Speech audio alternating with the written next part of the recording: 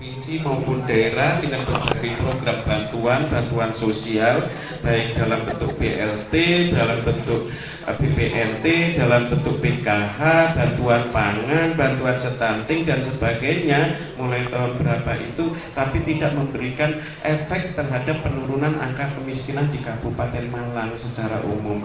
Nanti kita akan lihat data kita ya. Karena ada disparitas atau kesenjangan antara angka kemiskinan yang dirilis oleh BPS dengan data DTKS yang notabene data terpadu kesejahteraan sosial atau DTKS itu adalah data kemiskinan, yaitu yang memuat data-data tentang warga yang tidak mampu yang perlu mendapatkan bantuan sosial maupun layanan kesejahteraan sosial. Jadi sangat ironis kalau misalnya segitu banyak yang sudah masuk DTKS tapi juga masih di sisi lain masih ada yang tertinggal. Mungkin di desanya Bapak Ibu jenengan sedoyo itu mungkin masih ada, karena isu-isu rumor-rumor di tingkat desa kalau yang terima bantuan itu saja orangnya, dan orangnya itu masih sebenarnya sudah tidak layak gitu ya, sudah tidak layak untuk mendapatkan bantuan, tapi dia tetap menerima bantuan. Sementara ada sebagian lagi masyarakat di desa kita yang benar-benar tidak mampu tapi tidak tercover, dan ini ditunjukkan dari beberapa layanan kami terkait urgensi atau emergensi bagi masyarakat. Sudah tidak tercover di PBIN yang dibiayai oleh pemerintah, tidak tercover di PBID, tidak terdaftar di Mandiri, tidak terdaftar di segmen pekerja, tetapi dia sangat membutuhkan, kan gitu nggih. Sementara PBI dan PBI itu juga ada kuotanya toh. Nah itu sebenarnya bagaimana kita mengelola DTKS tersebut agar bisa mengakomodir orang-orang yang benar-benar membutuhkan tadi bisa masuk ke DTKS sehingga mereka bisa mendapatkan bantuan terkait dengan kebutuhannya karena ketidakmampuan tadi. Di sisi lain karena ini ada kuotanya, monggo dilakukan graduasi terhadap orang-orang yang memang sudah mampu bisa masuk ke segmen mandiri, atau kalau sudah bekerja sudah bisa dikeluarkan menjadi segmen pekerja, kan gitu nggih. Karena kalau sudah bekerja di perusahaan, iuran BPJS-nya itu kan ditanggung oleh perusahaan, 4%, 1%-nya dipotong dari gajinya. Artinya sebenarnya tidak perlu lagi dimasukkan di sini karena akan menjadi double cost gitu ya. Sudah kita bantu melalui iuran pemerintah tapi dia juga dibayarin ini. Nah ini menimbulkan masalah seperti yang beberapa waktu lalu itu terkait dengan UHJ. Semerep ya, tentang UHJ membludak. Karena apa? Karena puluhan ribu data anomali gitu ya, data anomali yang orangnya sudah meninggal tapi tidak digraduasi, orangnya sudah pindah dari Kabupaten Malang ke kabupaten lain, ke kota lain, tapi juga tidak digraduasi. Termasuk kemudian kalau misalnya ada di dalam satu keluarga, salah satu anggota keluarganya sudah diterima bekerja di perusahaan, harusnya itu bisa dikeluarkan, bisa digantikan dengan tadi ya orang-orang yang benar membutuhkan gitu. Kemudian realitas bantuan sosial dan layanan memang menjadi tidak tepat sasaran. Kita selalu kena kritik. Bapak Ibu mungkin juga di desa, terutama perangkat desa itu pasti sering, oh Pak sing oleh bantuan yang bolone RT palingan gitu ya, bolone RW, apa tim suksesi kepala desa gitu ya, pasti sering terjadi begitu. Nah ini kita mau memberanikan diri untuk menggraduasi kelompok-kelompok yang memang sudah mampu, sudah tidak layak masuk dalam data kemiskinan, kita keluarkan, kita gantikan dengan orang-orang yang memang membutuhkan, supaya kami dari tingkat pemerintah, dari tingkat OPD menggunakan data itu sebagai pertimbangan untuk menyusun program bantuan gitu ya. Nanti kalau kita sampaikan ke jenengan punya data yang akurat terkait dengan kemiskinan di desanya masing-masing, itu akan menjadi tepat sasaran. karena tujuan kita adalah menurunkan angka kemiskinan. Kalau menghilangkan mungkin tidak bisa ya, mulai zaman Rasulullah gitu untuk menghilangkan kemiskinan memang nggak bisa, tapi menurunkan supaya tingkat kesenjangannya itu tidak terlalu jauh antara yang benar-benar tidak mampu dengan yang mampu, itu kesenjangannya tidak jauh gitu nggih. Ketidaktepatan sasaran akan memunculkan kesenjangan di tingkat masyarakat. Pasti ada masyarakat yang tidak mendapat bantuan tapi harusnya dapat gitu. Terus kemudian ada yang mampu tapi dapat, pasti akan menjadi kesenjangan. Itu itulah biasa kalau di komunikasi isu-isu di tingkat masyarakat itu akan menimbulkan konflik sosial, tapi tidak dalam masih bersifat kayak perang dingin gitu ya, antara itu yang dapat yang mampu masih ada bicara-bicara begitu. Tapi itu akan menimbulkan presiden buruk terkait dengan keberhasilan pemerintah daerah maupun pemerintah desa, karena di pemerintahan desa juga kan ada BLT yang diambil dari dana desa gitu. Nah, ini yang perlu kita cermati bersama. Nah, tujuan daripada kegiatan ini adalah tadi mewujudkan data terpadu kesejahteraan sosial yang benar-benar akurat, valid, dan real dan transparan. Oleh karena itu beberapa waktu yang lalu Pak Kades dan Pak Lurah diberikan sosialisasi, membuat surat komitmen agar dilakukan musyawarah desa atau musyawarah kelurahan untuk menentukan nama-nama yang akan digraduasi atau dikeluarkan atau dihentikan, kemudian diganti dengan orang-orang yang benar-benar membutuhkan, kan gitu nggih, digraduasi. Tapi sebagai legal standingnya harus melakukan musyawarah desa, karena kalau dengan musyawarah desa akan menjadi tanggung jawab kolektif. Tapi kalau misalnya satu orang mengusulkan, Pak RT mengusulkan ke operator langsung ditindaklanjuti, itu akan jadi bumerang juga. Teman-teman operator juga butuh kepastian hukum gitulah, legal standingnya. Kalau dalam musyawarah desa nanti akan ditentukan, akan melahirkan sebuah berita acara, itu pasti ada berita acara yang menetapkan nama-nama yang akan dikeluarkan, nama-nama yang akan diusulkan, termasuk BBL ya, bayi baru lahir. Kalau orang tuanya sudah masuk di dalam DTKS tapi anaknya belum diusulkan untuk dokumen adminduknya, termasuk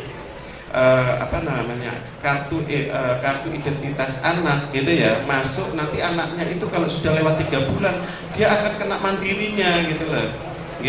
Jadi harus dimasukkan ke orang tuanya supaya kalau ada resiko-resiko sakit si bayi tadi itu bisa dijamin tercover oleh BPJS Kesehatan yang bantuannya diberikan oleh pemerintah. Kan gitu nggih. Jadi waktunya itu 3 bulan, nanti disampaikan ke masyarakat jenengan Bapak Ibu yang baru yang punya anak gitu ya, baru melahirkan, tolong anaknya segera diuruskan adminduknya gitu nggih. Nah itu karena di Tumpang ini sampun disaku tuntas sampun semua tuh. Ada semua. Sampun ada semua disaku tuntas, dan juga di kecamatan kan ada layanan adminduk nih. Termasuk kelompok-kelompok inklusi, kalau misalnya ada lansia nggak punya KTP itu ya, karena dia sakit hanya bisa baring, itu nanti ada layanan home visit untuk melakukan perekaman biometrik nih Mas. Ada perekaman biometrik, termasuk kalau ada misalnya yang orang dengan gangguan jiwa ODGJ biasanya sulit, tapi layanan kita ya baik sampai dengan ODGJ pun tetap harus menggunakan NIK. Bayangkan kalau keluarga itu miskin, punya anggota keluarga yang ODGJ, tidak punya NIK, kita mau masukkan ke dalam DTKS nggak bisa karena nggak ada NIK-nya.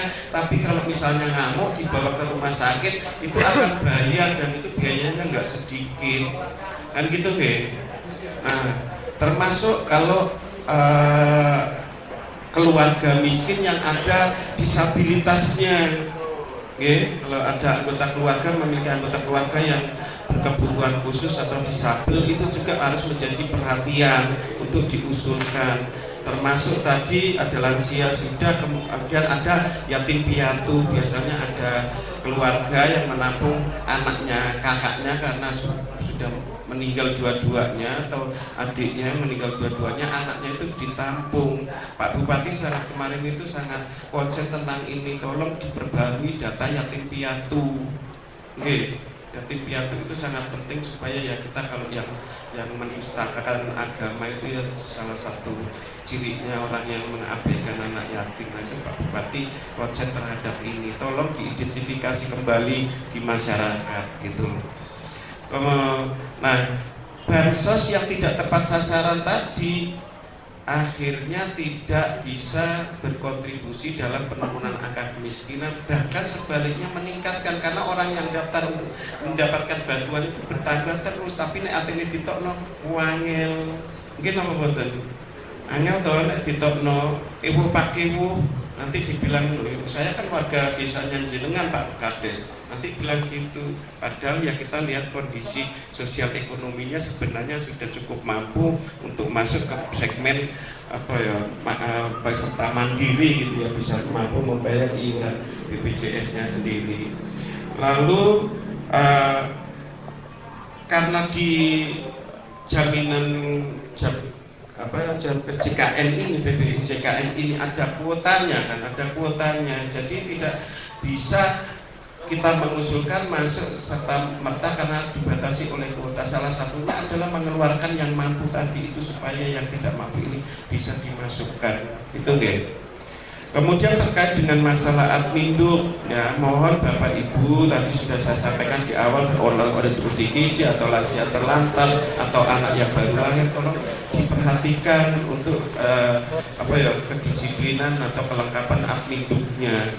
Itu nggih, jangan sampai ketika adminduknya nggak ada, tiba-tiba ada permohonan layanan. Biasanya masyarakat itu gitu, nggak mendaftar di BPJS, males nanti iurannya ini nggak cukup untuk bayar iuran, tapi tiba-tiba sakit parah, sudah sakit parah dalam waktu singkat, iso namanya sakit ya. Kalau apalagi kalau pakai cuci darah, iso ngedol omah, ngedol sepeda, ngedol mobil, jatuh miskin lah gitu.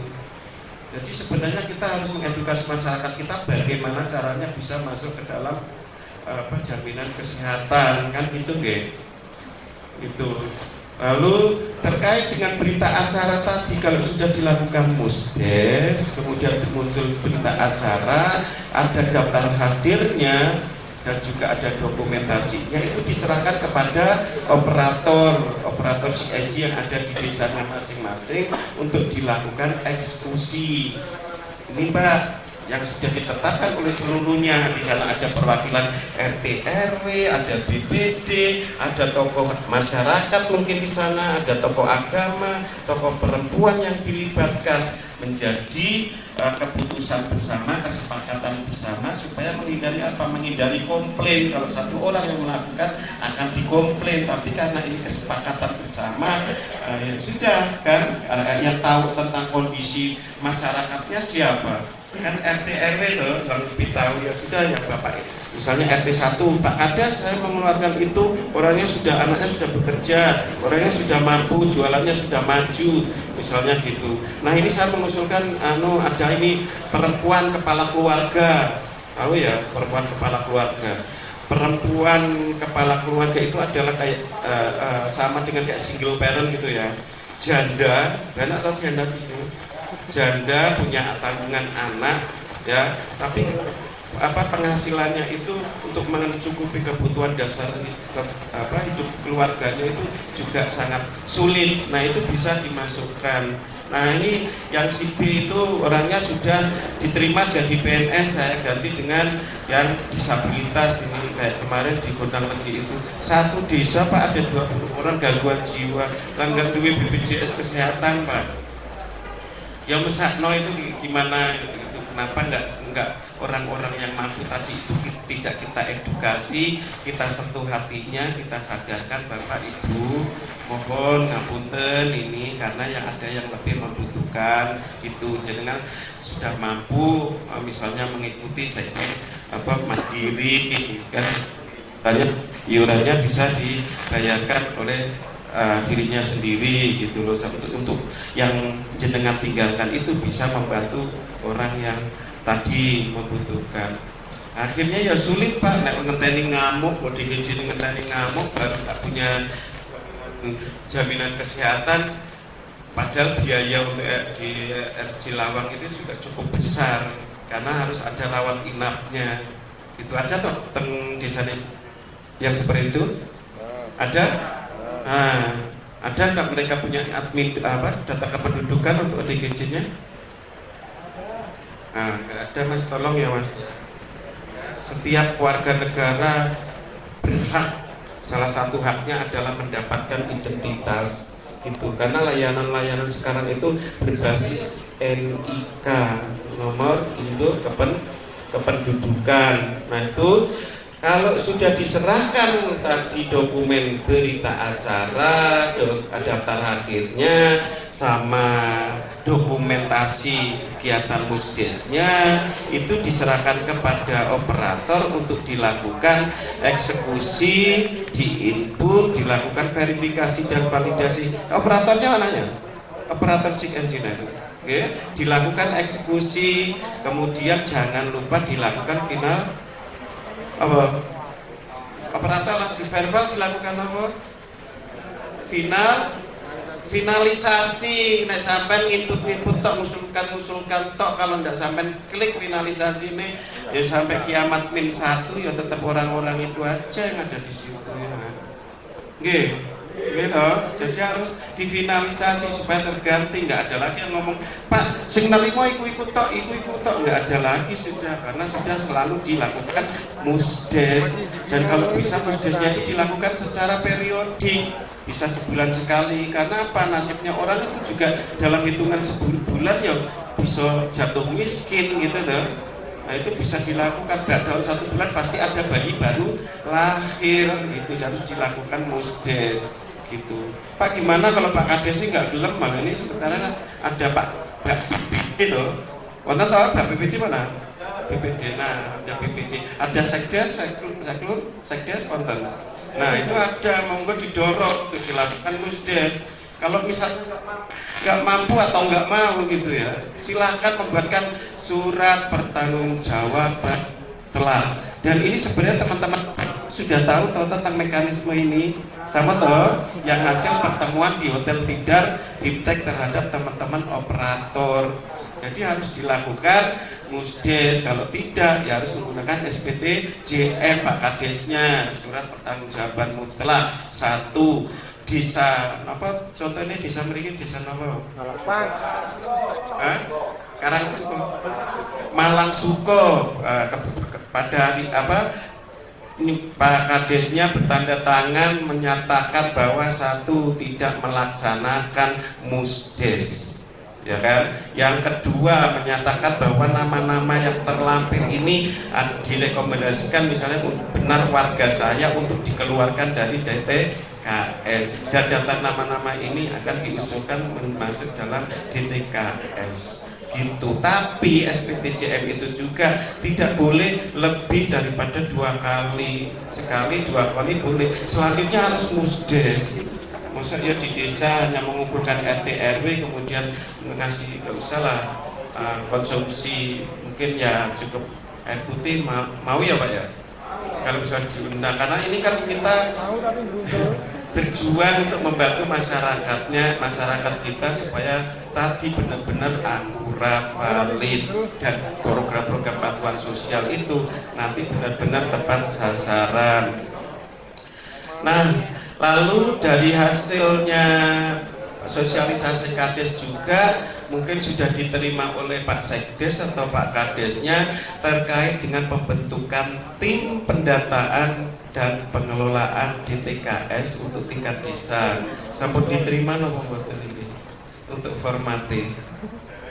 Dereng nggih Pak Sekdes, dereng nerani. dari Bekasi ke sudah disampaikan. Kok itu ya jawabannya? Sampun ya?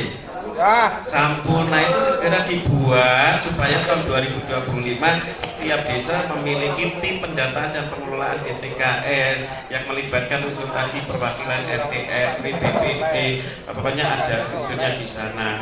Gitu nggih.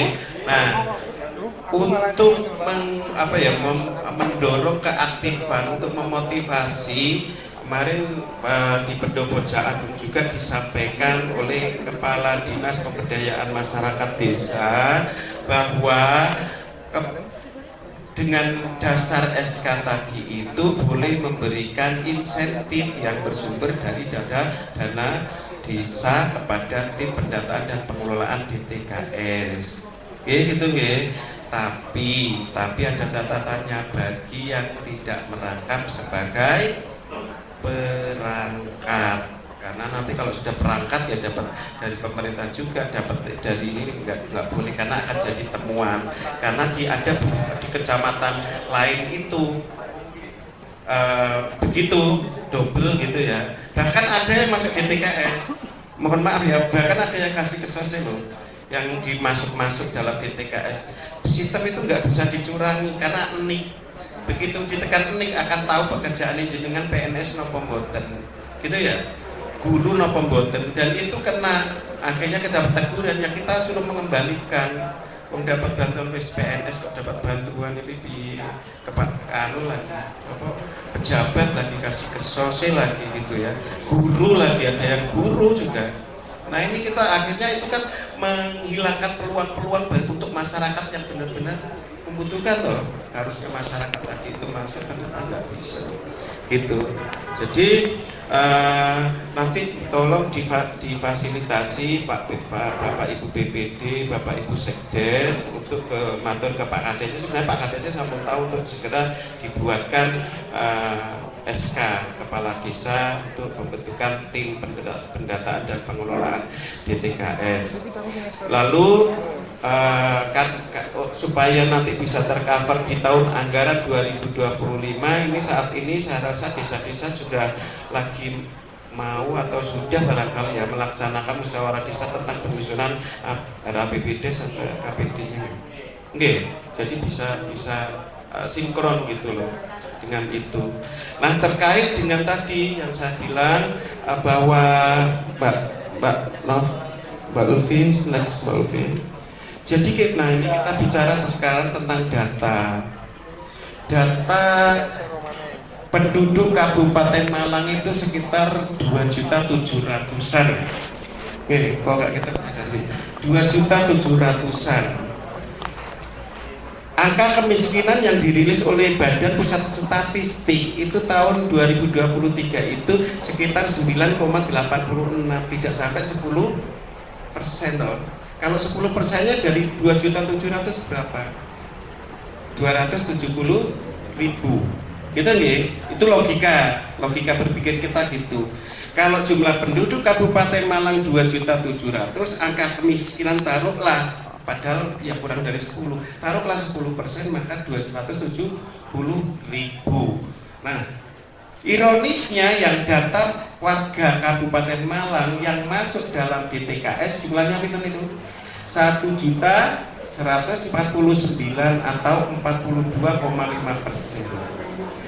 Ada yang bisa menyimpulkan jumlah penduduk 2.700.000 yang masuk dalam DTKS 1.149.000. Kesimpulan dan itu prosentasenya 42,5%. Ada yang bisa menyimpulkan artinya apa? Artinya sebesar 42,5% itu warga Kabupaten Malang, penduduk Kabupaten Malang berstatus itu ya tidak mampu gitu ya. Karena itu, nah, data DTKS 1 juta sekian. Karena itu yang DTKS itu ya oleh bantuan macam-macam tadi itu, termasuk yang PBI, PBIN itu, PBIN maupun PBID. Ya, bantuan penerima bantuan iuran nasional maupun penerima bantuan iuran daerah Nah, sekarang kita akan ngintip untuk Kecamatan Tumpang. Monggo. Kecamatan Tumpang nomor berapa itu? Ya? 29. Jumlah penduduknya pinten?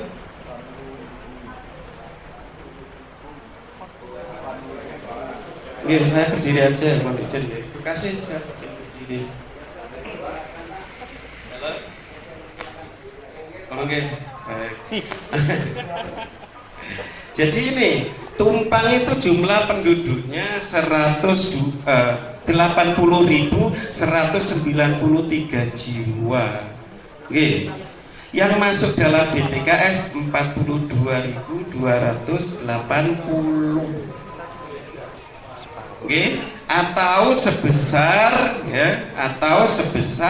berapa itu? 53%.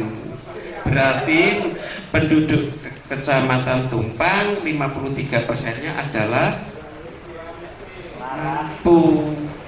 Oke, gitu ya membacanya. Lalu berapa, kita akan mengintip berapa jumlah warga Kecamatan Tumpang yang mendapatkan bantuan iuran BPJS baik dari pusat maupun dari daerah. Nah, ini PBIN-nya Tumpang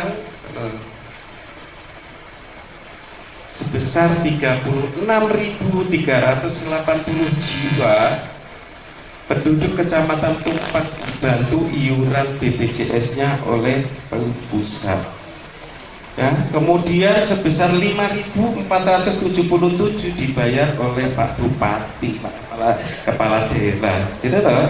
Nah, jumlah keseluruhannya yang dibayari baik dari PPID dan PBIN jumlahnya adalah 41.857 dari 80.000 jiwa tadi. Gitu ya. Jadi sangat ironis ketika kita bicara tentang penurunan angka kemiskinan, malah dalam DTKS itu jumlahnya melebihi daripada data angka kemiskinan yang dirilis oleh oleh BPS. Gitu ya.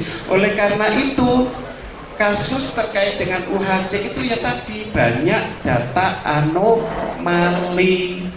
Orang yang sudah meninggal tetap dibayar, orang yang orang yang sudah pindah ke pendudukan tetap dibayar. Kasihan toh, akhirnya memakan korban gitu toh. Jadi kita perlu melakukan pemutakhiran supaya orang-orang yang meninggal tadi itu ya sudah dikeluarkan. Dan ini sebenarnya tanggung jawabnya dari perangkat desa dan juga pelayanan dari Adminduk juga. Kalau misalnya ada warga yang meninggal, segera diuruskan untuk akte kematiannya. Akte kematiannya. Termasuk juga yang pindah keluar dari Kabupaten Malang tadi itu harus segera. Loh, kalau dia sudah pindah, ternyata dia masih dibayari iurannya oleh pemerintah daerah atau pemerintah pusat, tapi yang harusnya kuotanya untuk Kabupaten Malang, kan sayang toh. Jadi apa buatan? Kan sayang. Padahal di sisi lain kan masih ada yang tadi tertinggal gitu. Jadi gitu. Nah, bagaimana cara kita menentukan, kalau nanti ditanya Pak, menentukan siapa yang berhak, siapa yang tidak berhak untuk mendapatkan bantuan iuran. Nah, itu next Pak. Nah, ini kita harus berpatokan pada ini. Pertama, keluarga mampu. Tadi saya bilang perempuan kepala keluarga.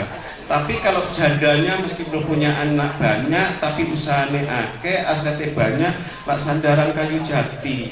Tapi ini ya nggak perlu dibantu, nggak perlu dimasukkan dalam DTKS.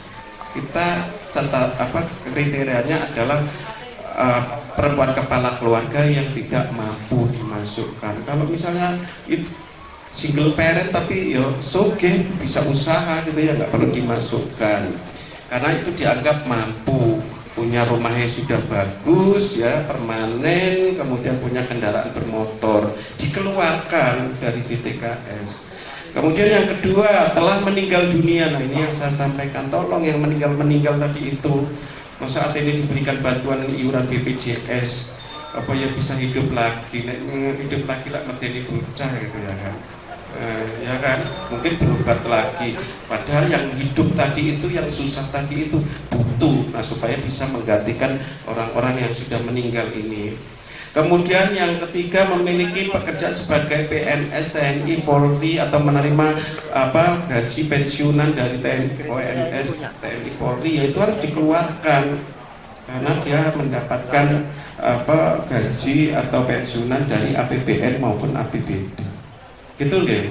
Atau kalau misalnya mereka yang sudah bekerja upahnya itu sudah di atas UMR, upah minimum regional. Kalau di Kabupaten Malang ini upah minimum regional kan 3.200.000. Kalau sudah bekerja secara resmi di perusahaan, entah perusahaan rokok, perusahaan apa ya, manufacturing lainnya, itu kan sudah dibayari oleh perusahaan. Keluarkan, meskipun dalam satu kakak ini, silakan. Misalnya bapak, ibu, kemudian ada anak 2, tapi anaknya sudah dewasa, sudah bekerja, silakan anaknya masukkan di dalam segmen bekerja.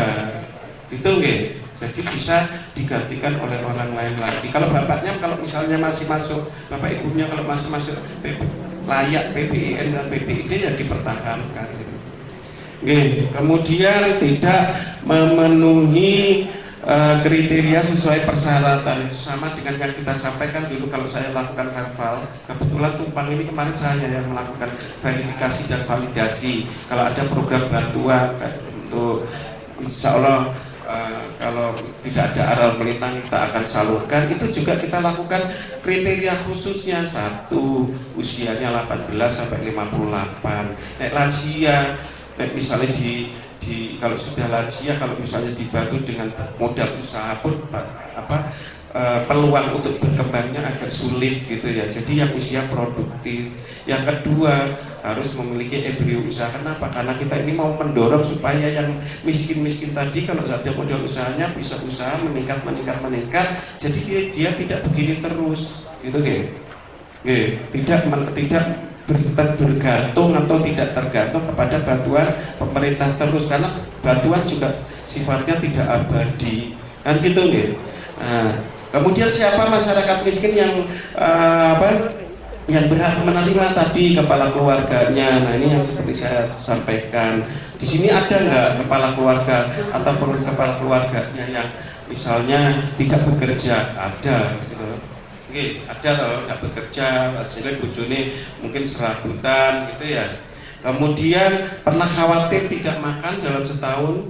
Ada nggak ada. Ini kayaknya Indonesia Raya kayaknya nggak ada yang khawatir sih nggak mangan gitu ya.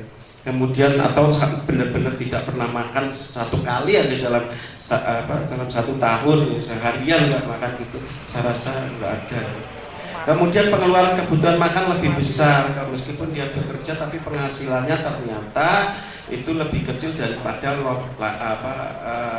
cost life-nya, biaya hidupnya untuk memenuhi kebutuhan hidupnya itu ternyata lebih besar daripada, atau untuk makan saja itu lebih besar daripada yang dia peroleh. Akhirnya kan pasti ujung-ujungnya ngutang gitu ya, ngutang gitu. Kemudian tidak ada pengeluaran pakaian selama 1 tahun terakhir. Kalau saya rasa di Kecamatan Tumpang nggak ada ya sing tuku setahun nggak pernah tuku baju. Ada nggak? Saya ya, di KI bisa. Kemudian sekarang online dapatkan iuran pemerintah itu juga membayar, tapi yang membayar adalah pemerintah. Jadi layanan kesehatan itu juga harusnya tidak ada diskriminasi di sana. Tapi kalau ada menemuin kasus-kasus seperti itu, ini mentang-mentang BPJS-nya, PBID atau PBIN itu di lembaga layanan kesehatannya itu kayaknya aras-arasen atau yang bantu gitu tuh, mau nggak dilaporkan karena nanti ada ruang-ruang pengaduan. Nanti BPJS bisa menegur karena kita pemerintah udah bayar ke BPJS, karena BPJS itu sifatnya social insurance. Kita ini yang sehat-sehat ini membayar untuk membantu yang sakit kan gitu ya. Siapapun orang itu yang sakit, kalau kebutuhan layanan kesehatannya sampai dia sembuh mencapai tahap ini tahap itu, ya memang itu menjadi kewajiban dari lembaga layanan kesehatan. Kalau memang ada yang begitu, yang ada yang kemarin ada aduan baru 3 hari sudah suruh keluar padahal sakitnya belum sembuh dan bla bla bla.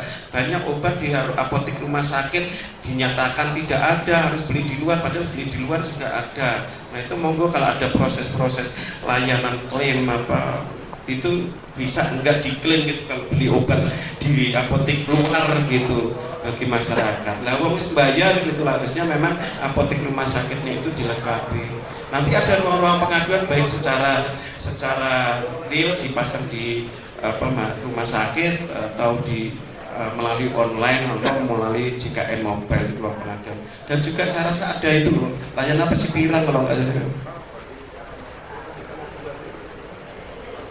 Layanan pengaduan itu monggo.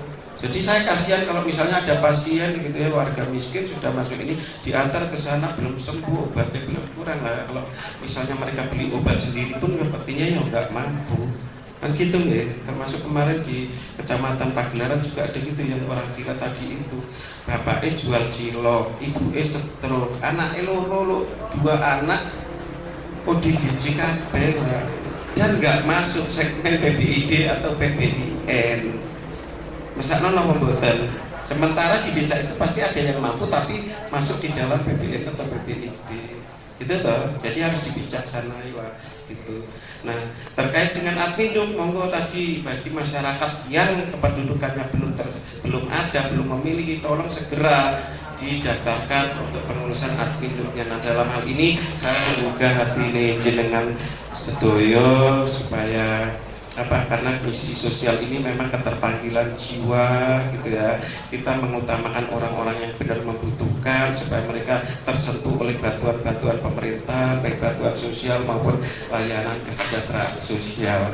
Nanti di akhir kegiatan ini teman-teman operator juga akan kita kumpulkan untuk diberikan terkait pengisian berita acara tentang data existing yang sekarang ini, dan ketika nanti dilakukan musdes ada tidak perubahan itu. Minimal perubahan pergantian karena ini kita akan lakukan pemutakhiran.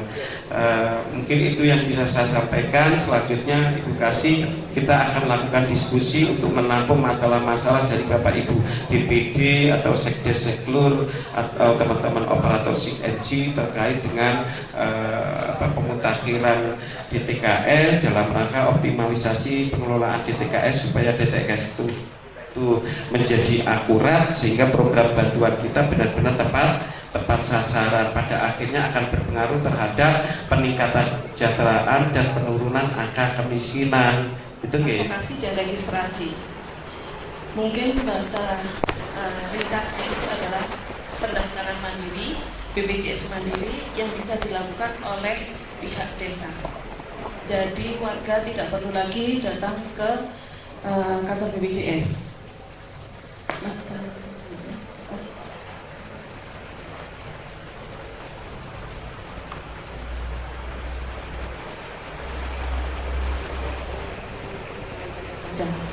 Ini adalah terlebih dahulu kita pengertian antara JKN, KIS dan BPJS Kesehatan. BPJS Kesehatan itu adalah rumahnya, kalau JKN-nya itu adalah produknya, KIS-nya itu adalah hasil produknya. BPJS Kesehatan itu adalah badan hukum yang bertanggung jawab langsung kepada Presiden yang bertugas menyelenggarakan program JKN. Jaminannya berupa perlindungan kesehatan agar peserta atau warga memperoleh manfaat pemeliharaan dan perlindungan kesehatan dalam memenuhi kebutuhan dasar kesehatan yang diberikan kepada setiap orang yang telah membayar iuran atau iurannya dibayar oleh pemerintah.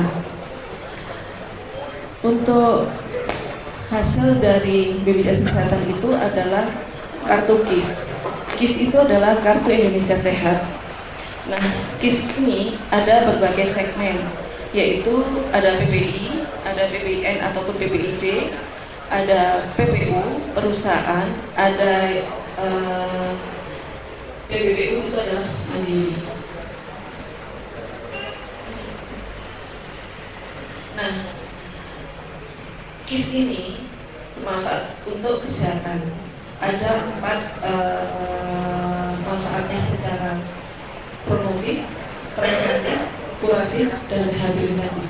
Promotif itu adalah edukasi kepada warga atau KIE mengenai penjelasan mengenai BPJS Kesehatan, alurnya untuk rujukan, dan bagaimana penanganan atau yang di-cover atau tidak di-cover oleh BPJS Kesehatan. Untuk preventif itu adalah sebelum sakit. Itu ada bidang penyakit, ada imunisasi, KB, screening kesehatan, deteksi dini, dan klub resti. Prolanis itu adalah program untuk lansia nih. Biasanya ada di vaskes di terdekat dengan kita. Kalau di Tumpang itu sekarang ada 3 vaskes ya, Puskesmas Tumpang, Dokter Fauji, sama dokter di depannya pabrik mie. Itu, saya lupa nama dokternya, tapi di situ ada vaskes baru. Iya Pak, betul. Lalu kita masuk kuratif, itu adalah pada saat warga itu sakit, itu mengembalikan kesehatan. Di sini ada RJTP, itu adalah rawat jalan tingkat pertama. Jadi itu ada berlaku di puskesmas atau vaskes tingkat pertama. RITP, rujukan inap tingkat pertama. RJTL itu adalah rawat jalan tingkat lanjutan, atau kalau kita sekarang terdekat itu adalah Sumber Santoso. RITL itu adalah rawat inap tingkat lanjutan. Untuk katastrofik itu adalah penyakit yang jangka panjang dan membutuhkan biaya besar. Contohnya itu adalah cuci darah. Untuk intensive care itu adalah UGD. Untuk rehabilitasi ini adalah pemulihan pasca beliaunya atau pesertanya itu sakit. Ada memulihkan fungsi, rehab medik. Untuk bantuan alat kesehatan itu yang ditanggung BPJS itu adalah kacamata, alat pendengaran, lalu collar neck, penyangga leher, bracket itu adalah penyangga tulang belakang, lalu kaki palsu. Gigi itu bisa, tapi dengan biaya yang sudah ditentukan dengan dari BPJS-nya. Next, Mbak. Nah, untuk alur pelayanan kesehatan, peserta apabila mengalami sakit bisa langsung ke FKTP terdekat sesuai dengan di BPJS-nya. Apabila beliaunya memang merasa itu adalah keadaan darurat, bisa langsung menuju ke UGD terdekat.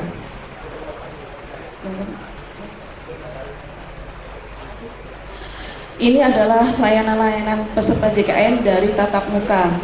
Ada di kantor cabang ya. Kalau di sini ada 3, ada di Batu, di Kabupaten Malang sama Kota Malang. MPP, Mall Pelayanan Publik, itu ada 2, yaitu 1 di Among Tani Batu, yang 2 di Kanjuruhan. BPJS Keliling biasanya kita sudah sering melakukan ya untuk di Kecamatan Tumpang. PIPP, FKTP. PIPP ini adalah petugas untuk pengaduan ataupun pelayanan dari pihak rumah sakitnya, tapi adanya di tingkat pertama. Dan PIPP FKTRL itu adalah untuk tingkat lanjutan. Jadi di Sumber Santoso kalau sekarang ya, terdekat dengan kita. Lagi Pak, udah. Ini adalah kanal layanan peserta JKN non tatap muka. Di situ ada websitenya www.bpjsonlinekesehatan.go.id. Kalau aman JKN itu ada di kantor BPJS saja. Jadi peserta bisa datang ke kantor BPJS tanpa ke customer service-nya. Di situ ada mesin namanya Aman JKN. Mobil JKN yang bisa di-download di Play Store ya. BPJS online ini sudah saya lakukan di Kecamatan Tumpang ini ada 3 desa. Ya 3 desa, yaitu Desa Kidal, Desa Pringin Songo, Desa Tumpang untuk BPJS online. Call centernya telepon 165. QR code ini ada di kantor BPJS untuk saat ini. Nah, untuk lapor ini bisa jenengan akses di Google ya. Ini langsung di bawah pantauan staf kepresidenan. Lalu Pandawa. Seperti biasanya Bapak, kalau memang semua akses sudah tertutup, bisa lewat Pandawa ataupun lewat IG BPJS Kesehatan. Nah, ini kanal informasi dan pengaduan secara online, namanya Sipiram. Di situ itu ada, pada saat jenengan akses ke situ, nanti akan muncul wilayah yang disebutkan, yaitu ada Kabupaten Malang, ada Kota Malang, dan Kota Batu. Kita pilih sesuai dengan pasien itu berada di mana. Andai kata beliaunya ada di Saiful Anwar, berarti kita pilih yang Kota Malang, walaupun beliau secara data adalah dari kabupaten. Next, Pak. Sudah. Nah, di sini adalah upaya-upaya untuk meningkatkan keaktifan BPJS Kesehatan, menindaklanjuti dari himbauan dari Dinsos tadi untuk PPI atau PPN yang non aktif. Nah, itu kita ada berbagai segmen seperti yang saya sebutkan tadi, tapi pada saat ini saya berdiri di sini membawa misi adalah untuk pesiarnya, dalam artian desa harus bisa mendaftarkan warganya untuk BPJS Mandiri tanpa harus ke kantor BPJS.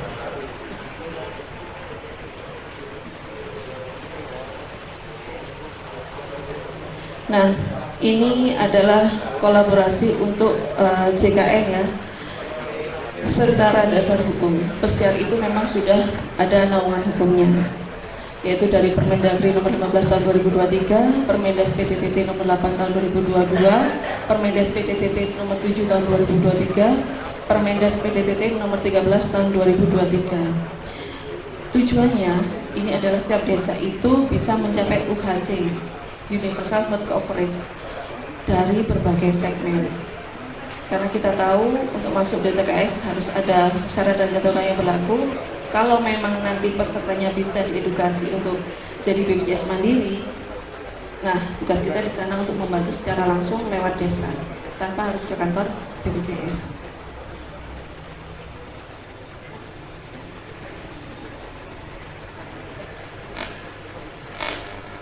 Nah, agen pesiar untuk Kecamatan Tumpang itu yang sudah masuk dalam program ini tuh ada 3 desa, yaitu Ringin-Songo, Tumpang, sama Bokor. Tinggal 12 desa yang lain. Apa sih manfaatnya untuk desa adanya aplikasi atau program pesiar ini? Desa akan mengetahui jumlah warga yang masuk PPN itu berapa, yang aktif berapa, jumlah keseluruhan warga yang masuk semua segmen. Jadi tidak hanya PPI aja, tapi ada PPI, ada PNS, ada yang mandiri, ada yang pakai swasta. Itu jumlahnya berapa, dan yang belum terdaftar BPJS itu ada berapa. Selain itu, desa juga akan bisa mengakses untuk pendaftarannya secara langsung. Tapi perlu diingat juga, aplikasi ini bisa akan berjalan lebih baik kalau kita silangkan dengan penggunaan edabu desa. Jadi dikombinasikan antara edabu desa dengan edabu pesiar. Next.